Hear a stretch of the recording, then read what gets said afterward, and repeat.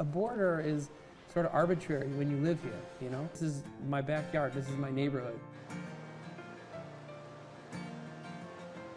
Well, my old apartment, the line runs through that building. So if you look at a map, the border line runs through the kitchen. It has two addresses. So there's an American address and a Canadian address. So she could come visit me anytime she wanted. And, you know, we pretty much just did our thing. And we didn't really pay much attention to the border.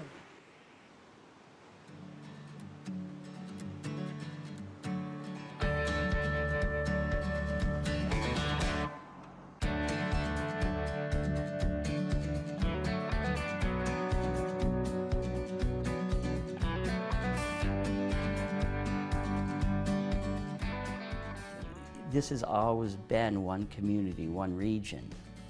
You share the same water, share the same sewer. When there's a fire, the Derby Line Fire Department goes there. There was a day before 9/11, you didn't need a passport, you didn't even need a license, you didn't need to prove who you were, you just had to say who you were.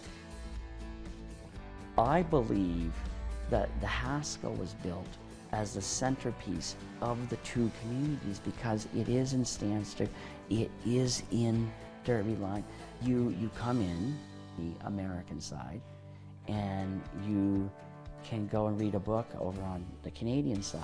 It's in stark contrast to the southern border, which has a wall, which has, you know, a virtually military checkpoint, but we use flower pots. It's kind of symbolic of the two communities that they're in different countries, but they live side by side, but you're so intertwined.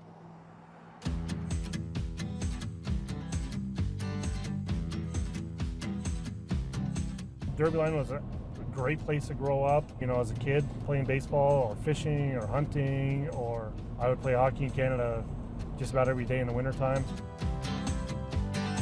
It's still a close community, but definitely some things have changed.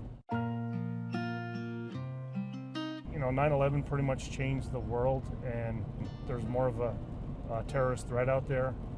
Technology has changed everything.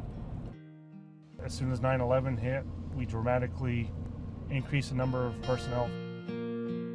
Our responsibility for border security, we did have to take some steps that were not always the most popular, but with the end goal of securing the border and keeping Americans safe. I don't find the closing of the streets that bad of a thing, but on the other hand, it was more symbolic. Oh, the government is once again trying to control our lives. One of the things that sort of annoyed me from the beginning was no matter which side you go in, US or Canada, they're going to ask, where do you live?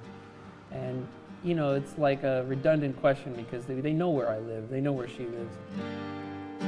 It hasn't changed a lot, but it has gone through its roller coaster. And it's a hard pill to swallow that we have to prove who we are to go visit our neighbors across the street.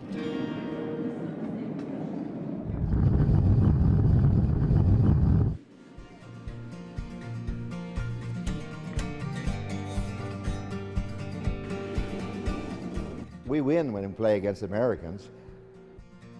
You do what your skip tells you to do. It doesn't matter what country you're from.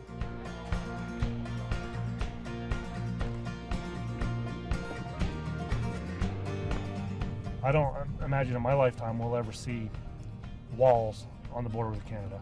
Just the number of people is extremely different. It's not the same type of activity. It doesn't bother me to cross the border to go visit her.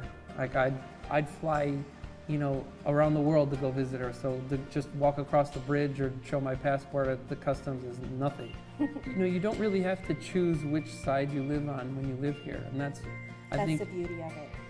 I think one thing that makes it special and unique is we don't think we're special and unique. We are who we are, and we always have been. I think the special and uniqueness is the fact that we don't think we are.